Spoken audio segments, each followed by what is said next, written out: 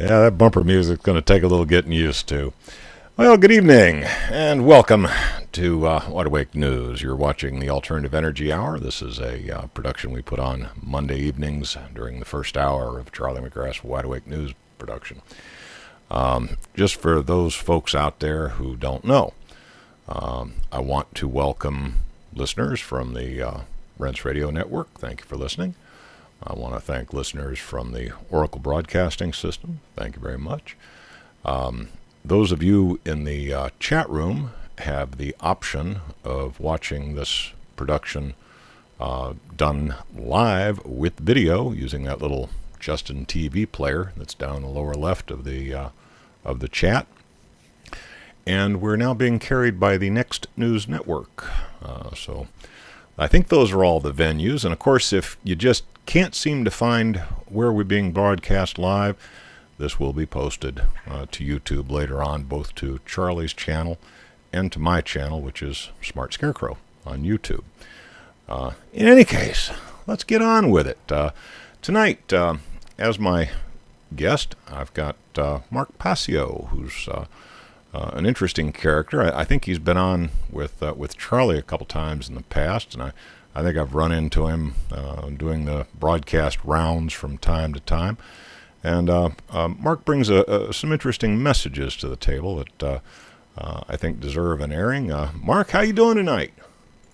I'm doing really well, Gary. Thanks so much for inviting me onto the program this evening. Well, it's a pleasure. Mark, you might want to give these folks a little, I don't know how much of your background you really want to get into, but you might want to give them an idea of why an otherwise sane individual gets involved with tilting at windmills such as we are. How would you address that blatant cynicism? Well, for those of the listening audience who are somewhat familiar with the story of my background, I come from involvement in the occult, the world of the occult, the world of the esoteric, and this immediately brings negative connotations to people's minds, and I would say it's largely because they are unfamiliar with the true meaning of the word occult. Occult simply means that which is hidden. It comes from the Latin verb occultare, which means to hide, to conceal, or to keep secret. Now, that being said, of course, hidden information can be used for negative purposes. And unfortunately, in my youth, in my background, I was involved in the dark occult. I was involved in dark occult orders and networks. And upon coming to realize the very extent of the fabric, of the interconnectedness of these networks, I came to understand that they really were they had an agenda to destroy human freedom forever. And I didn't want to be part of that agenda. I got sucked into it as a result of a petty desire for personal power and having an advantage over others, because I recognized at a young age that the occult was about the human psyche and how to gain an insight into it so that you could use the understanding of how the psyche works, the human motivations, to your tactical advantage in everyday life. What I didn't realize at the time is that there was an organized network of dark occultists that were actually using this hidden information that is thousands and thousands of years old to actually control the entirety of the world and ultimately make the world into one large prison camp, if you will, or one large gulag. When I realized that that's what the agenda was ultimately about, I developed a conscience. I developed a conscience enough to start to pull out of that world, out of that entire worldview, and heal myself, and then begin to explain how the workings of dark occultism are at work in our world to other people, and to understand that this is an influence that is constantly being used against us as a weapon, this information, which is ultimately knowledge of self. It's knowledge, again, of how the human psyche operates and how the deep-seated psychological motivations within people are actually working.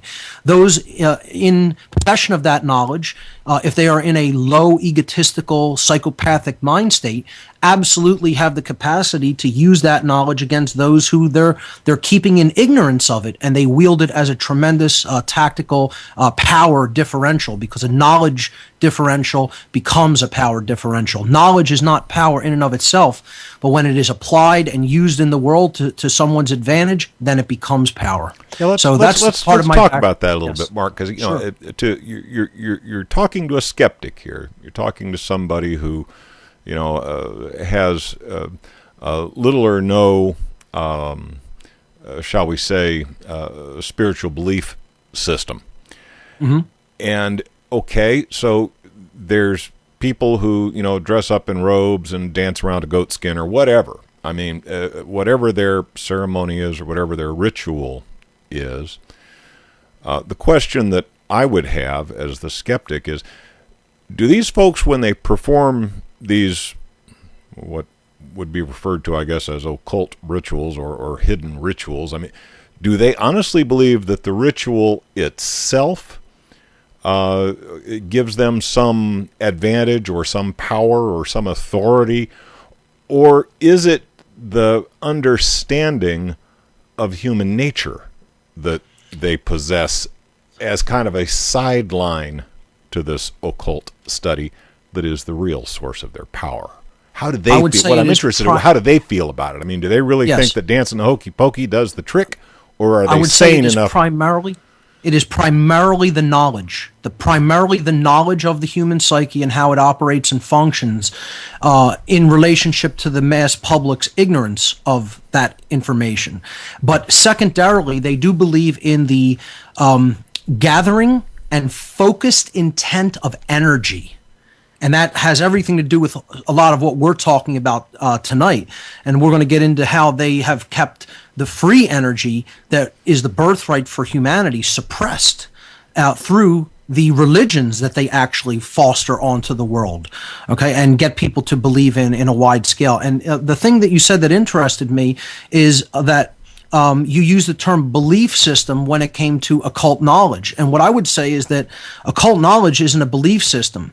The trappings that some orders or some sects will place upon it can have to do with their beliefs. But real occultism at the base level, at the very bottom line level, is a science. And it's a science of how the human mind works.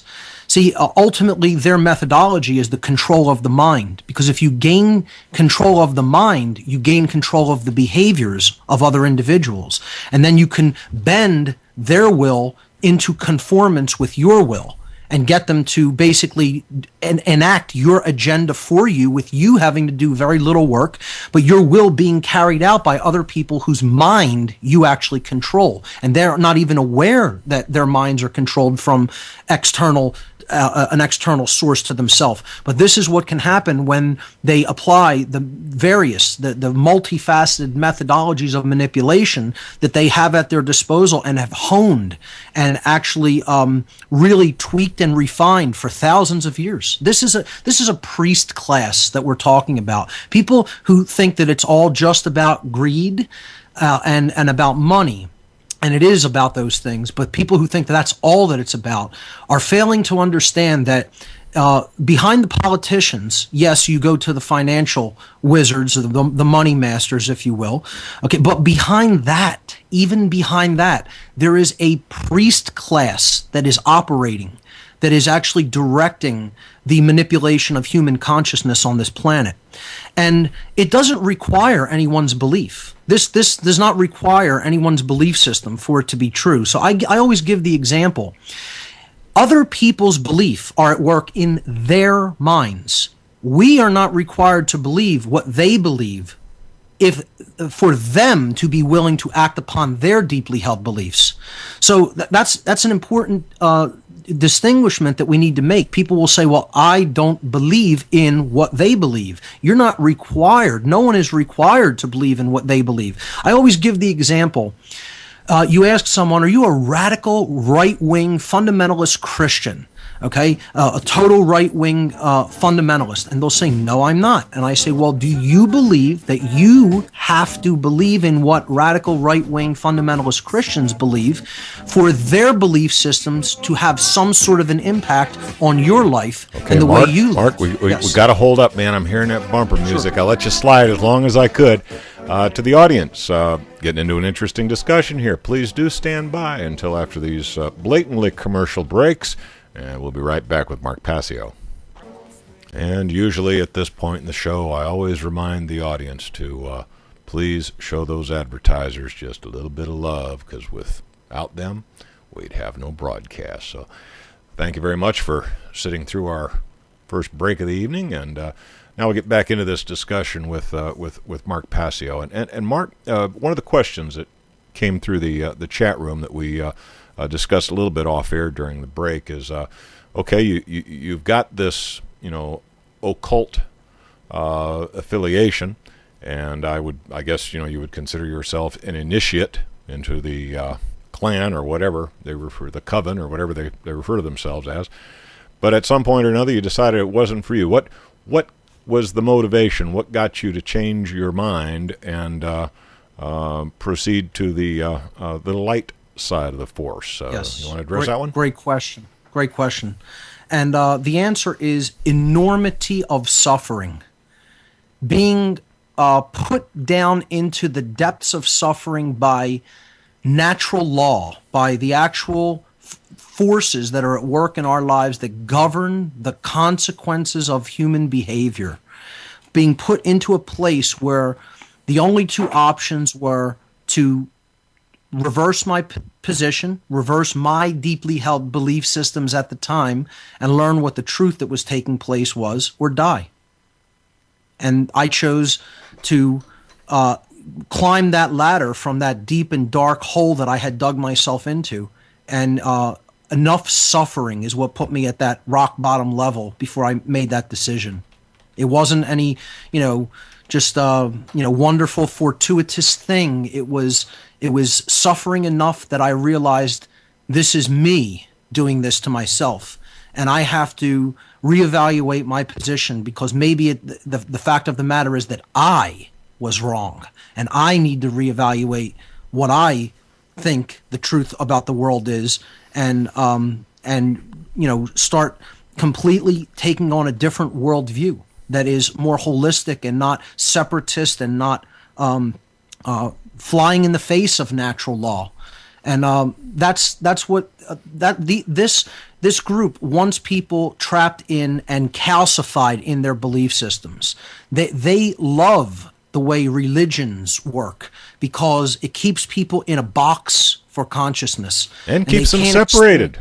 That's right. Religion is a great motivator to keep the ones who dance the hokey pokey to the left separated from the ones who dance the hokey pokey to the right, and neither one of them can really look at each other and say, well, gee, they're dancing the hokey pokey.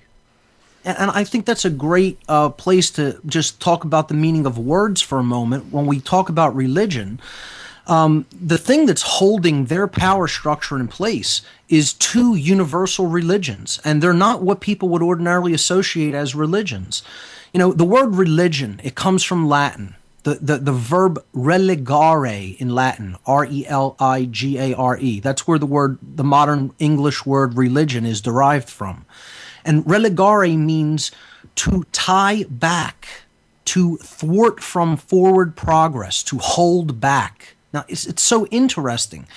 But, it can be used in a different connotation as well. If religion, I tell people it's what you would do to a horse. If you took a horse, took their reins and tied it to a post, you have performed the action of binding it, of tying it, holding it back so it can't move forward. And that's what false religions do to humanity. I do believe in such a thing as true religion. I believe if we are following where the truth guides us, okay, and where natural law shows us to go and how to behave, that we are practicing true religion. And in another connotation, the word religare in Latin also means to reunite or to reassemble back together, to tie back together. So that's a very interesting way that you could look at religion in a positive sense. It can also mean to reunite us. And what true religion does is reunites us with truth. It actually helps us to see the way to a path in life that is harmonious with the laws of nature, that actually helps us to live in harmony with right, to understand our rights, to know what our rights are and what they are not, and to respect the inherent rights of other people. This is living in harmony with the laws of nature, with the laws that actually govern the consequences of behavior. I generally refer to that as natural law, but these days, because the word natural is so co-opted, and a lot of people believe erroneously that word somehow means the Darwinistic theory of the natural order of, the animal with the sharpest teeth and biggest claws rules the roost. That's not what I mean by natural law. I'm not talking about that at all. That is the antithesis of what I mean by the term natural law. So due to the obfuscation of the meaning of the word natural, I generally now just call it cosmic spiritual law, or the universal laws that govern the consequences of the behaviors that we choose with our free will. And in the aggregate, as we choose certain behaviors, certain manifestations will arrive. They will manifest themselves, and we will have to live and experience that manifestation. If we choose different behaviors, a different manifested result will appear in our lives, and we'll experience a different outcome. So this is the deterministic component to creation and the randomness or free will component to creation. Natural law is deterministic. It's set in stone. It's inherent to creation. Man didn't create it. We can't change it. It's the laws that actually are the governing dynamics inherent in the universe. And we're bound by those laws, whether we understand them, recognize them, or not. And they're Mark, largely hidden. That's a real good place to break. When we come back, I would like to kind of focus on this concept of natural law as you put it forward, because I think that is kind of key to your arguments. Folks, please do stand by. We've got to take another short commercial break. We'll be right back. Alrighty, we're back from our second break of the evening. That was kind of a short segment, and Mark was just starting to get into that natural law discussion, which is kind of core to his arguments. And Mark, we got off on a couple of tangents while we were on the break, but let's try and focus a little bit on this, this natural order, natural law that you're speaking of. Yes. What is the source of natural law, and what makes it authoritative in your mind? I think those would be the two key questions that I'd like to get answered. Great questions. Okay, so we need to break down the words natural and law, okay, so we understand what we're really talking about. The word natural actually comes from the Egyptian language, the ancient Egyptian language. It comes from the term neter in Egyptian, which means spirit or God.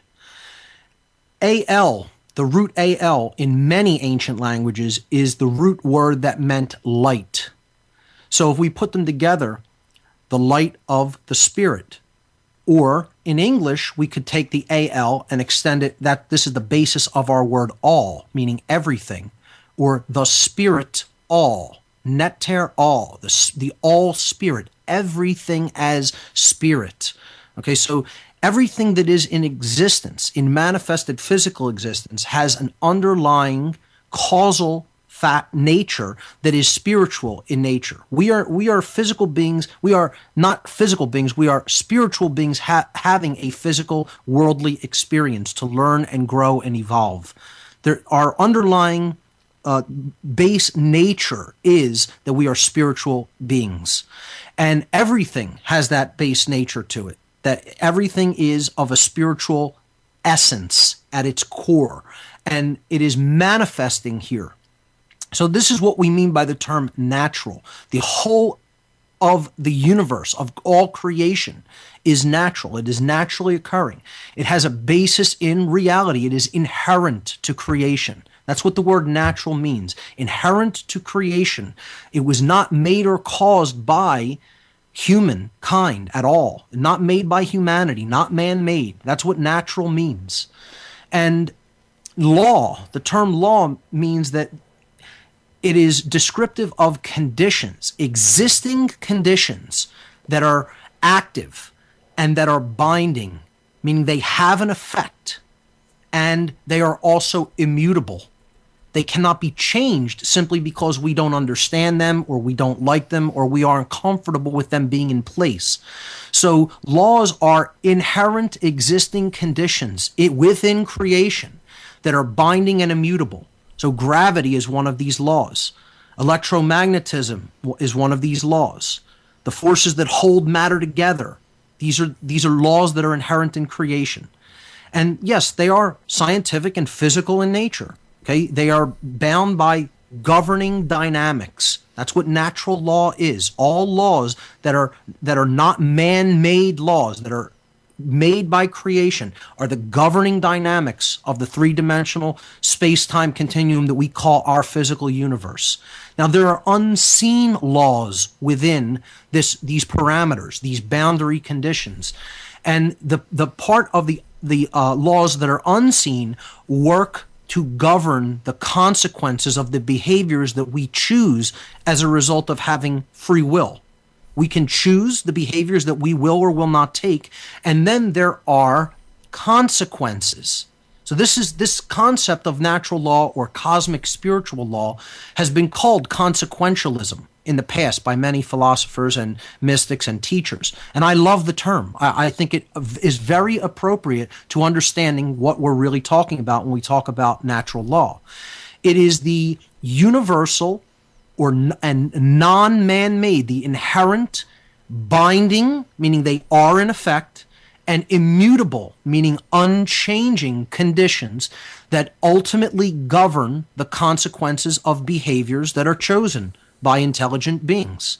So we learn about what is right or wrong. We make a choice. We choose a behavior to take, and then there are consequences. So is there free will? Yes, there is free will, but there's no such thing as free will without consequence. We always get a manifested result that we have to live with, that must be present before us, and that we have to experience in the physical domain as a result of the choices that we have made. And this is what natural law ultimately is. And it's not a belief system. People will say, well, this comes from a religious belief. It is absolutely not a belief system. There are methods, just like methods for testing whether any other physical phenomenon is present and how it works. There are methods for testing these unseen laws. They have manifested results, and it can be tested. You act one way, you get one particular result. You may have to wait for the manifestation to come into your awareness and your presence, but ultimately it always does, and there is a result that you have to live with. If you change the behavior and align it with natural law, so that you're not breaking natural law and thus generating self-inflicted suffering for yourself and others, then a different result will manifest, and that will result as order and harmony and peace, and there won't be self-inflicted suffering in that end result. Now, Mark, over the last, I'm sorry to interrupt you, but yeah. Over the last 100 years or so, we've developed certain, what some refer to as sciences. I kind of look at them and think it's just another form of religion. But I'm focusing in on the science of psychiatry. You've got Freud, followed by Jung, followed by Bernays, who obviously took the teachings of Uncle Sigmund and figured out how to address a herd mentality and statistically do it and extract predictable results. How would you relate what we know as psychiatry and, by extension, marketing to this phenomena of natural law? I mean, are we starting to kind of see behind the curtain? Was Freud and Jung, and by extension Bernays, were they kind of showing us just a little peek behind the curtain of what you're talking about? I wouldn't say it has to do with natural law. It has to do with the occult. This is what the occult actually is. It is the manipulation of the human mind when someone is in deep ignorance. And there's another group, a smaller group, that is in extreme knowledge of how the psyche operates and can use that to their advantage through manipulation. I'll give you a great example. And, Bernays and his proteges were behind this. You look at an example of dark occultists, that's it right there. You could call this person a psychiatrist or a psychologist, but what he's really doing is exploiting the occult, the knowledge of the hidden. He knows how the mind operates in an undeveloped person, in a person who doesn't have the same knowledge as he has about underlying motivations.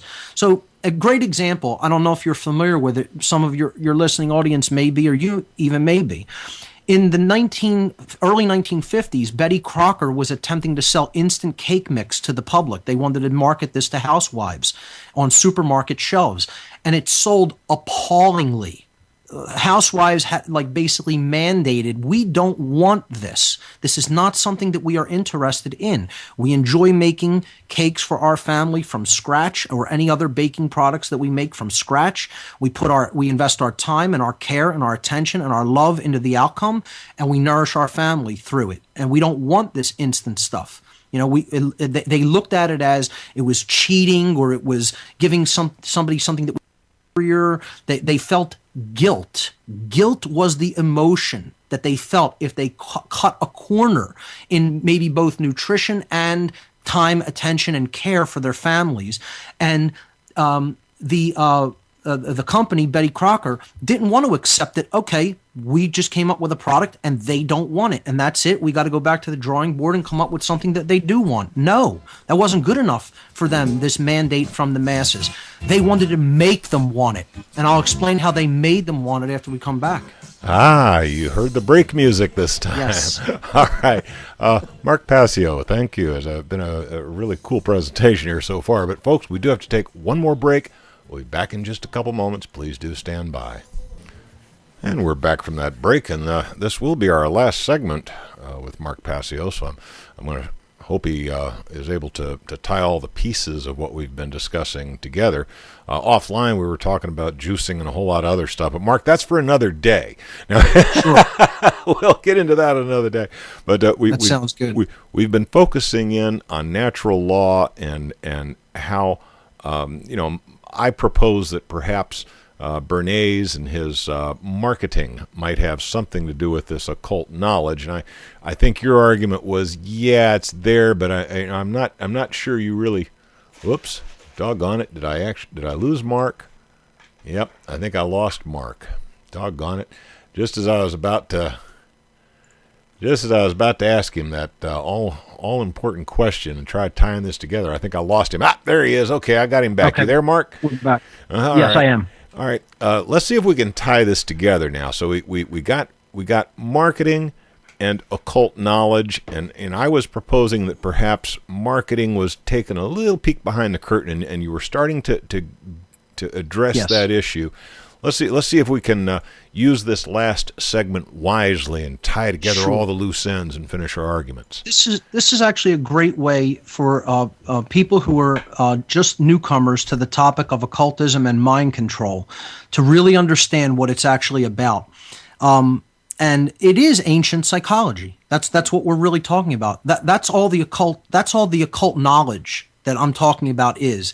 It isn't. Yes, at a large scale level, it does become a religion and a belief system of what these people have the right to do here on earth. And their belief system is that they have the right to become God and rule over the other people who don't understand what they understand, and, basically keep them as their chattel property and get them to work for them forever, while they are free to expand their mind and their powers and become gods. That's what they actually believe. Okay, this is about the worship of the self and the ego, and about total control over people that they look at as lesser than them. But at a grassroots, at a ground level, this is about the control over the mind. I was talking about the situation in the 50s with Betty Crocker inventing their cake mix, their instant cake mix, and housewives throughout the country basically not wanting it. And Betty Crocker didn't take no for an answer. They didn't just say, well, this is their free will choice. And, there's nothing we could do about that. They just said they don't want it. That's a mandate from the masses, and we're going to respect that and say, well, we're not, we're going to go back to the drawing board and come up with something you do want. They said no. They took the problem to Madison Avenue advertising campaign executives and to a lot of the psychologists that are actually working with occulted knowledge about how the human psyche works. And they said, this isn't good enough. We want to make them want it. We don't want to, acknowledge their free will that they don't want this. We want to change their decision, not change our product. We've already invested money in this. We want to make them buy it. Can you make them buy it? Not with physical force, holding a gun to their head, but with a manipulation tactic. And the psychologists on the team, on the drawing board for this effort, among these Madison Avenue ad campaign execs and teams, went to work and said, yes, we can do it. And they paid an exorbitant sum of money, into the millions, I believe, at the time, which is like, tens of hundreds of millions maybe today, for them to come up with this new campaign to remarket the product. And when you hear how amazingly simple it was, people won't even believe it, maybe. And you can look this up. It's all true. They told them that all they really had to do was to change the instructions on the package of how to make the instant cake.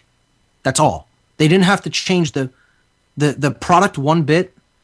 They didn't have to do anything. They could keep basically the same design. All they had to do was reprint the box with new instructions. And on the instructions, they only had to add 3 simple words.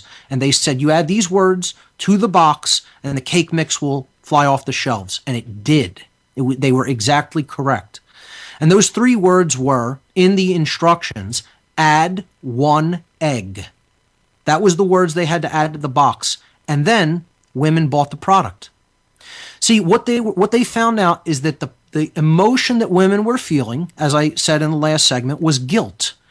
And the guilt was because they weren't providing the attention and care and love that they looked at as making a cake from scratch would provide for their family. So the campaign execs, the ad campaign people, had to assuage that emotion of guilt. And they had to make them feel like they were giving something of tremendous value and importance to the family members. So they did this by having them physically add an egg into the product mix. And in doing so, that was a psychological, symbolic proxy of a deeply seated archetypal image that rests in the mind, and particularly in the female mind and the female subconscious, because the egg is the feminine symbol for life, for nurturing, for life-giving, for the creative quality and the creative essence of the feminine aspect of the being, and particularly the female of the species. So they were assuaging the female guilt, and they were getting them to offer in proxy this symbol of an egg, which is corresponding to their feminine essence and their creative power as a female. And that's a symbol for love and creative energy and nurturing and intuitive energy that they're giving to their family. And therefore, that symbol in the ritual act of taking the egg, cracking it, putting that energy into the cake mix, which really was, there was not much difference. The mix, worked with or without the egg. And in doing so, that assuages the subconscious psychological guilt that was making them not want the product. So by adding that simple act in, they feel like they're giving of them a part of themselves, the creative aspect of themselves, the creative essence, to their family, and therefore they became okay with buying the product. And then it's sold. That's mind control. That's how the occult works. That's how deeply held knowledge, when other people are in ignorance of it, makes people change their behavior. And that's just a very simple example. It gets even much more complex than that when you talk about other motivational behaviors that go into how do you make people actually break natural laws and actually do harm to other people and have them justify that they're allowed to do this, or that they have rights that they don't have and are allowed to do things that other people aren't allowed to do. And then you could start manipulating whole societies based on that kind of mental manipulation and mental gymnastics that you're getting the public to do, and offering all kinds of justifications to themselves to be allowed to do it. That's how you can create whole totalitarian societies, all based upon occult knowledge. Have we been manipulated into the current consumer economy by just such, some would say, mind control, or yes? Do you see evidence that would support such an argument? Everywhere, constantly, every day. I mean, you just look at the frequencies that they use in terms of color to sell products, and to get you to accept information on the news. Mass media is a form of mind control that works through an understanding of different color spectrums, frequencies of color. You just take note of this on your own. Anybody can just watch the nightly news tonight, and the color, I don't care where you're at in the country. It doesn't matter what city you're in. You anywhere in the country, you flick on the 11 o'clock news this evening, the main color they're going to use against you is blue. They're going to use blue because blue puts someone into a more relaxed and right-brained mind state. It resonates with the right brain. The right brain is the accepting part of the brain that simply observes and accepts and takes in information before it processes it. So they want you in that right brain state, especially after you've done left brain activities all day long, and the brain is ready to disengage the left part of the brain that deals with logic and sequential events and breaking information down and analyzing it to determine its veracity or its logic or its reason. When you're involved in doing that all day long as part of physical activity in the workday, your brain is ready to disengage from that. Often with the assistance of foods that put us into a low vibratory state and a suggestible state. And then right away, they'll hit you with the pleasing colors of blue frequencies when they're telling you their propaganda. And also, the pleasing tones of, attractive people who they dress up in their suits. And these talking heads tell people exactly what they want them to believe. It's all mind control. It's just we have to recognize it as such. Here I am looking at all my blue backgrounds, and I'm saying, oh my God, he caught me. Oh no, that's okay. I use them too. See, the frequencies that I'll use are the same as what they do it for. It all is about how it's used. Is it being used for the right reasons, or is it being used to deceive? And in mainstream media, it's being used to deceive. But I think it's a good idea for people to use blue frequencies to garner people's attention and put them into a suggestible mind state, because it does work. The bottom line Mark, is, what is the intent? I got to. We're coming down to about 1 minute before we hear that final blurb of bumper music. So I got to put it to you, man.